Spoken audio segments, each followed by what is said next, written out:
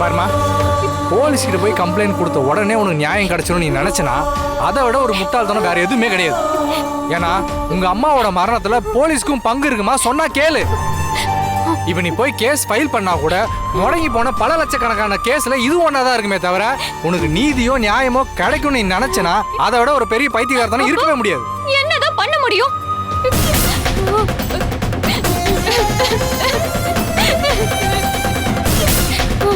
Police கிட்ட போய் விசாரிக்க சொன்னாதானே என் அம்மா சாவுல உள்ள மர்மத்தை கண்டுபிடிக்க முடியும்.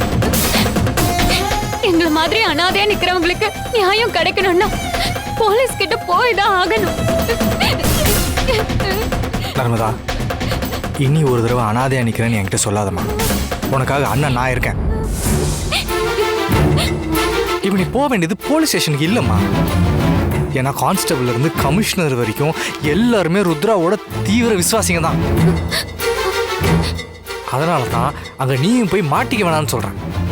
நான் ஆம்பளை, என் மேலேயே கேஸை போட்டு என்னை எப்படியெல்லாம் சித்திரவதை பண்ணாங்க தெரியுமாமா? நான் எப்படி வெளியே வந்துட்டேன். நீ பொண்ணுமா, அதுவும் துணை இல்லாம இருக்கிற வயசு பொண்ணு. அவன் நினைச்சாங்கன்னா உன் மேல என்ன வேணா கேஸ் போட முடியும். நம்மளோட பிரச்சனைக்கு நாம தாம போராடணும். அண்ணா, நீங்க சொல்றதெல்லாம் கேட்டா எனக்கு ரொம்ப பயமா இருக்கு. வீட்டையும் காலேஜையும் தாண்டி எனக்கு வேற எதுவுமே தெரியாதுண்ணா. அழாதம்மா. இவர் எனக்கு தெரிஞ்ச நல்ல ஃப்ரெண்ட்ஸ் எல்லாம் இருக்காங்க. அவங்க ஹெல்ப்ல தான் நானே வெளியே வந்தேன். கண்டிப்பா ஒவ்வொரு விஷயத்துலயும் அவங்க நமக்கு பக்கபலமா இருப்பாங்க. முதல்ல இந்த ஹாஸ்பிட்டல் வாசல்ல போய் போராட்டத்தை ஆரம்பிப்போம். நீ எதை பத்தி பயப்படாதப்பா.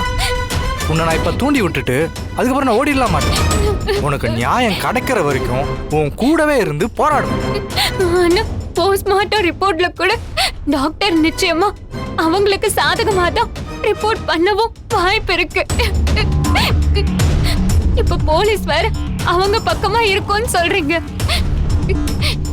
எனக்கு என்னமோ டாக்டர்ஸ் எல்லாருமே அலட்சியமா பேசுறத பார்க்கும்போது இங்க இருக்க சீஃப் டாக்டர்ஸ் கூட ருத்ராமாவோட பண பலத்துக்கு கட்டுப்படுறவங்களும் எனக்கு தோணுதுன்னா.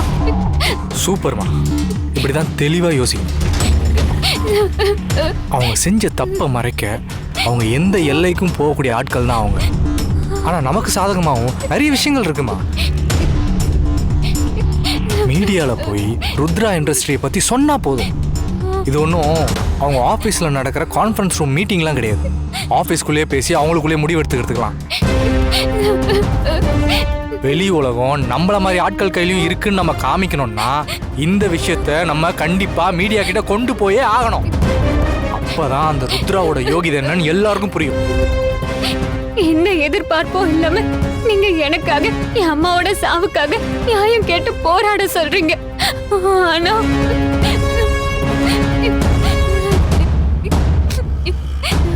என்னம்மா அழுதுட்டே நிக்கிற? தைரியமா இருமா. முதல்ல உன் காலேஜ் ஃப்ரெண்ட்ஸ் எல்லார்கிட்டையும் போன்ல இங்க நடந்த விஷயம் எல்லாத்தையும் சொல்லி லொகேஷன் அனுப்பி உடனே இங்க வர சொல்லு.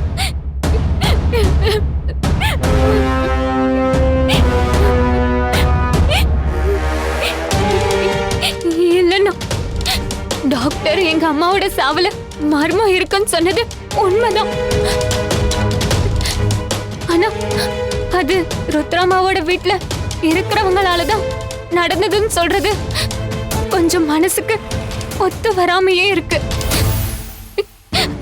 ஒருவேளை அந்த வீட்டுக்கு வர கேஸ் சிலிண்டர் போடுறவ, கொரியர் பாய், டெலிவரி பண்ண வந்தவங்கன்னு இப்படி யாராவது அம்மா இவ்ளோ பெரிய வீட்டுல இருக்கிறத தனியா இருக்கிறத பார்த்துட்டு ஏதாவது செஞ்சிருக்கவும் வாய்ப்பு இருக்குல்லன்னு.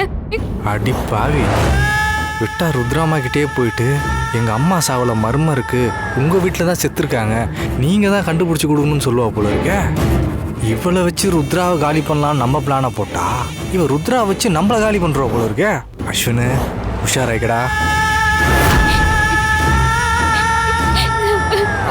என்னம்மா நீ இப்பதான் நீ தெளிவா சிந்திக்கிற பொண்ணுன்னு சொன்ன, உடனே முட்டாள்தனமா குழப்பிக்கிறிய. அவங்க வீட்டுல வேலை செஞ்சன்ற ஒரே பாவத்துக்காக தான் என் மேலேயே அநியாயமா கேச போட்டாங்க. உன்னை விட எனக்கு அவங்கள பத்தி நல்லாவே தெரியுமா? இவர் உங்க அம்மாவை யார் கொண்டு இருப்பாங்கன்றத விட அது அவங்க வீட்டில் தான் நடந்துச்சு. அவங்க வீட்டில் இப்படி யாராவது செத்து இருந்தா இப்படிதான் மீட்டிங் முக்கியம்னு போவாங்களா? ஹாஸ்பிட்டல்ல தங்கி இருக்க மாட்டாங்க.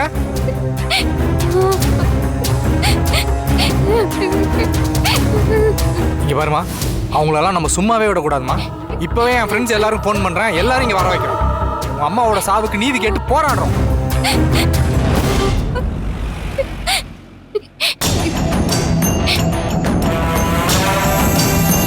எங்கடா இருக்கீங்க? நம்ம பசங்க எல்லாரையும் கூட்டிட்டு நான் அனுப்புற லொகேஷனுக்கு உடனே வாங்கடா. ஒரு போராட்டத்தை ஆரம்பிக்க வேண்டியது இருக்கு. என் தங்கச்சியோட அம்மா செத்து போயிருக்காங்கடா, அதுவும் மர்மமான முறையில் செத்து போயிருக்காங்க. அவங்க சாவுக்காக நாம நீதி கேட்டு போராடணும். கிளம்பி வாங்கடா.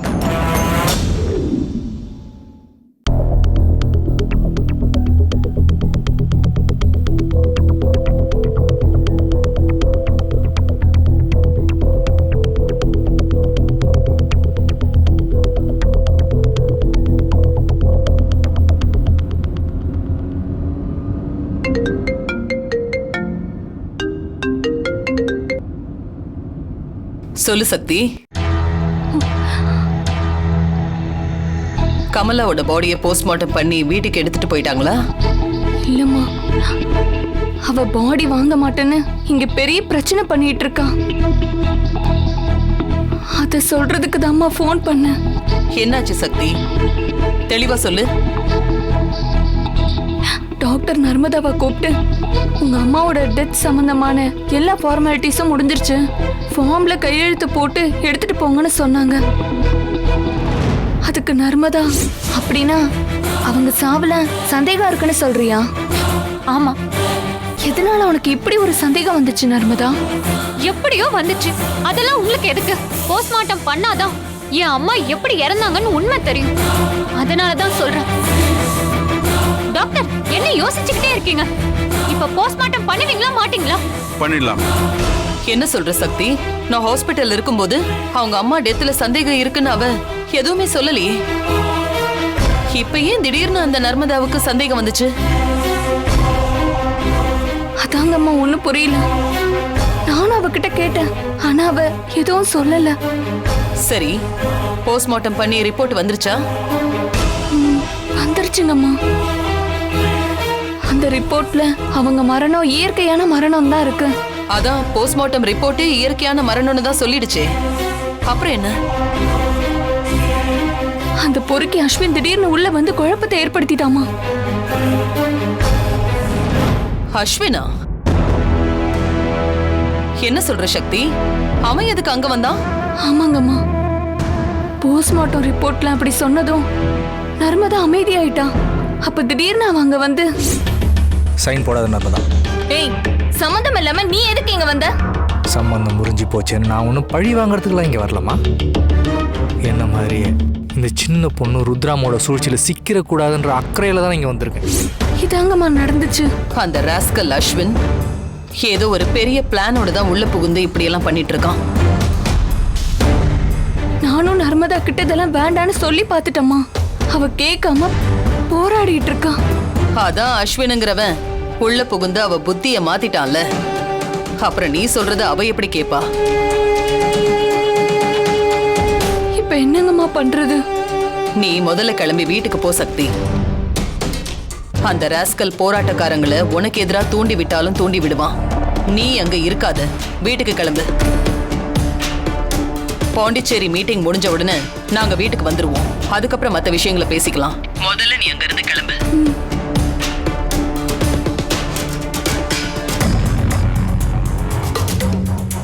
அஸ்வின் அங்க வந்து இப்படிலாம் பண்றான்னா அவனுக்கு பின்னாடி சப்தகிரி தான் இருந்து இதெல்லாம் தூண்டி விடுறான்.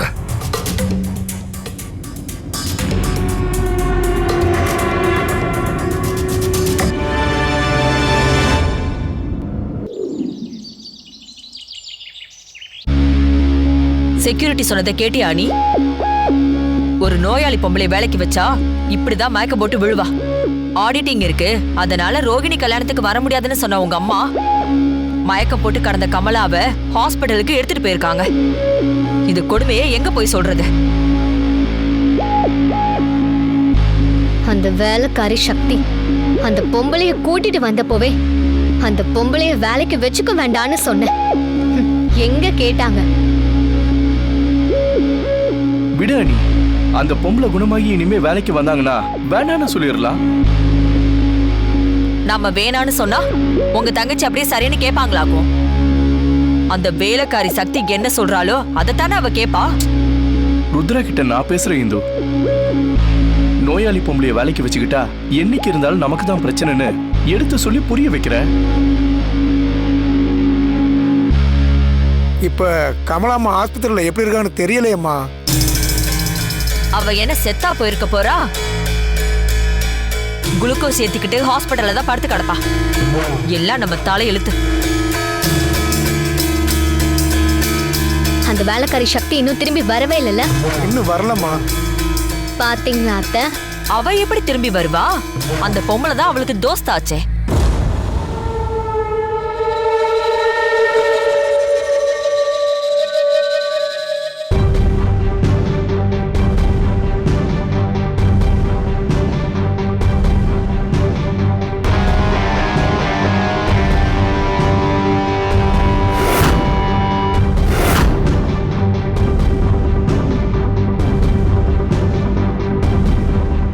ஹே நில்லு. என்ன மேடம், ஹாஸ்பிட்டல்ல இவ்வளவு நேரம் உன் தோஸ்து கமலாவுக்கு ஆரஞ்சு பழம் ஆப்பிள் பழம்னு ஊட்டி விட்டு உடம்பு தேத்திட்டு வர்றதுக்கு இவ்வளவு நேரம் ஆச்சா? நாங்க வந்து வீட்டை திறந்து பார்க்கும்போது பப்பரப்பேன்னு கிடக்கு. நாங்க வர வரைக்கும் வீட்டை பாத்துக்கிறத விடவும் அந்த கமலாவை பாத்துக்கிறதா உனக்கு முக்கியமா போச்சுல்ல?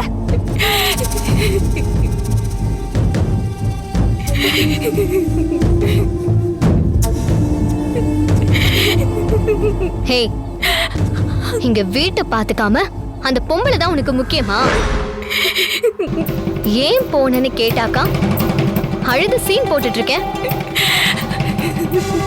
ஏய், இப்ப ஏன் அழுதுட்டு இருக்க? சொல்லி தொலை. கமலம்மா இறந்துட்டாங்க.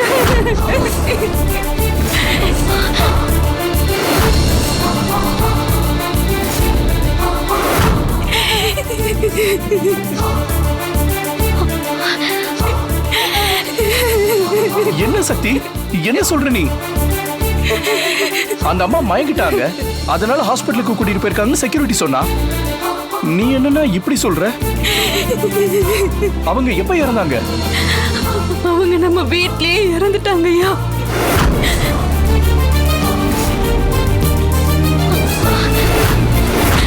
ருத்ராமா அவங்கள ஹாஸ்பிட்டலுக்கு எடுத்துட்டு போனப்ப டாக்டர் செக் பண்ணிட்டு அவங்க இறந்து 1/2 மணி நேரம் ஆயிடுச்சுன்னு சொல்லியிருக்காங்க.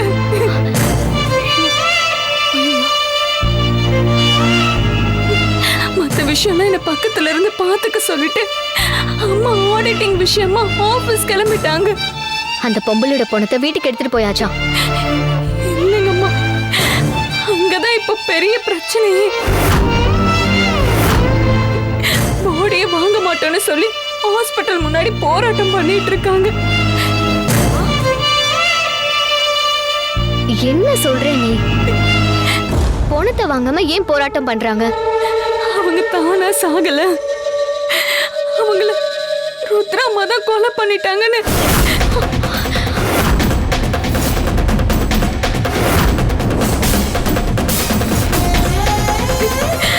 அந்த பொறுக்கி அஸ்வின் உள்ள புகுந்து நர்மதாவை நமக்கு எதிராக மாத்திட்டாமா.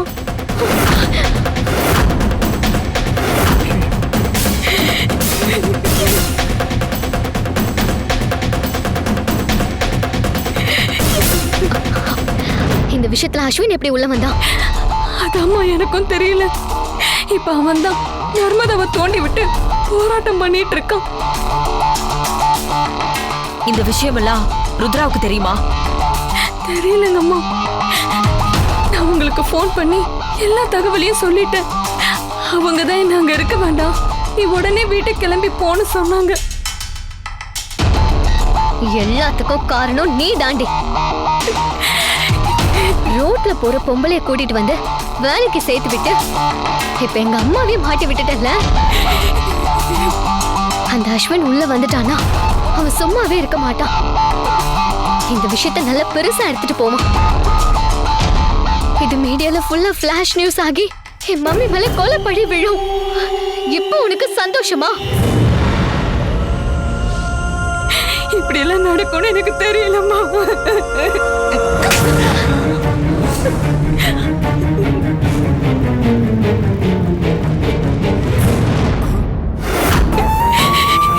இவ்ளோ பெரிய பிரச்சனைக்கு காரணமா இருந்துட்டு இப்படி எல்லாம் நடக்கும்னு தெரியாதுன்னு வேற சொல்றியா? உன்னெல்லாம் அப்படியே கொல்லணும்டி.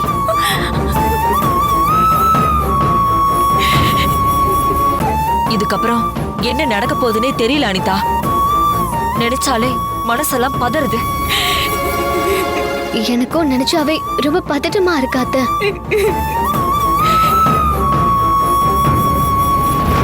சரி, கொஞ்சம் பொறுமையா இருப்போம். பாண்டிச்சேரிக்கு போயிருக்க ருத்ராம சிவமும் வந்த பிறகு இந்த பிரச்சனையை ஹேண்டில் பண்றத பத்தி பேசிப்போம்.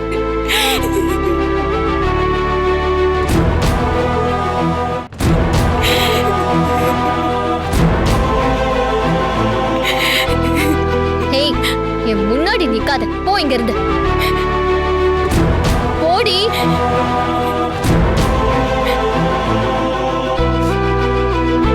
உனக்கு வேற தனியா சொல்லணுமா? போ இங்க இருந்து. சரிங்கம்மா.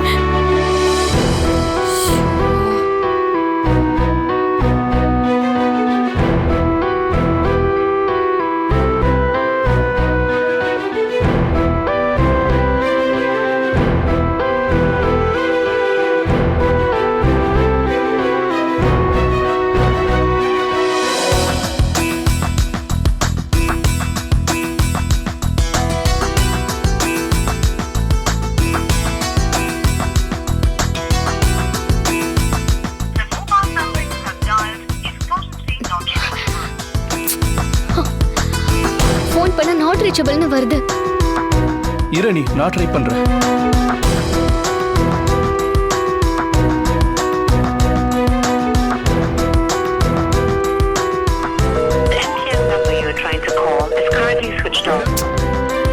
எனக்கு சுவிட்ச் ஆஃப்னு வருது.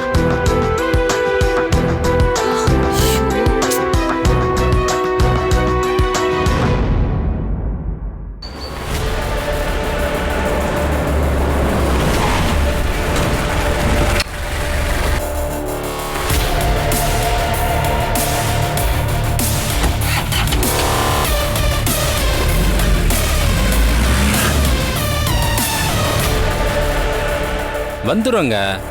இன்ஸ்பெக்டர் வெளியே போயிருக்காரு. அவர் வந்து பெர்மிஷன் கொடுத்தாதான் நாங்க கிளம்பி வர முடியும். உங்க டென்ஷன் உங்களுக்கு, எங்க டென்ஷன் எங்களுக்கு. புரிஞ்சுக்கங்க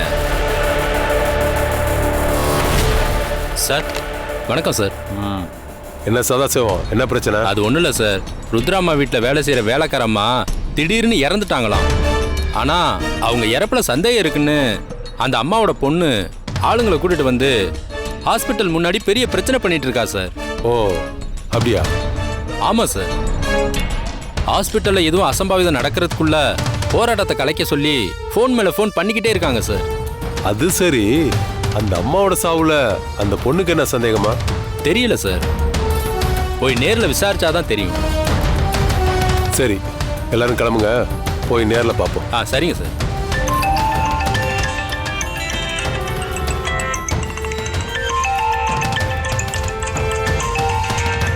எல்லாரும் வெயிட் பண்ணுங்க, ஒரு இம்பார்ட்டன்ட் கால் வருது, பேசிட்டு வந்துடுறேன். Okay sir.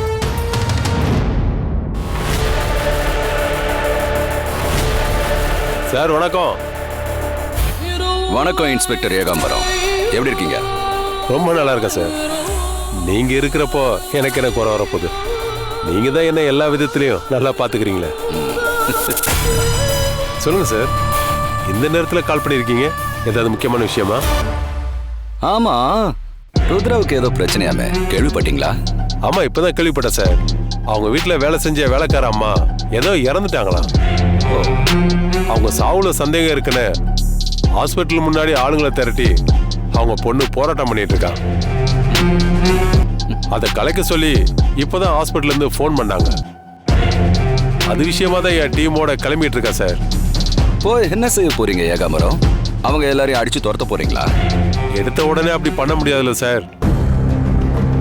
போய் பேச்சுவார்த்தை நடத்தி அவங்க போராட்டத்தை கைவிட சொல்லி கேட்கணும். அப்படி கேட்கலன்னா தான் லத்தி சார்ஜ் பண்ண வேண்டியிருக்கும் சார். சரி, இந்த போராட்டம் நடக்கிறதுக்கு நானே மூல காரணமா இருந்தா நீங்க என்ன ஆக்ஷன் எடுப்பீங்க ஏகாம்பரம்?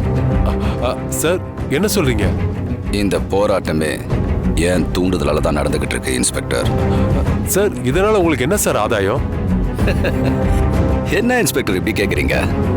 ருத்ரா என்னோட பிசினஸ் எதிரின்னு உங்களுக்கு தெரியாதா? அவ எதுல சிக்குவா, அவளை எப்படி காலி பண்ணணும்னு நான் பொறி வச்சு காத்துக்கிட்டு இருக்கேன்.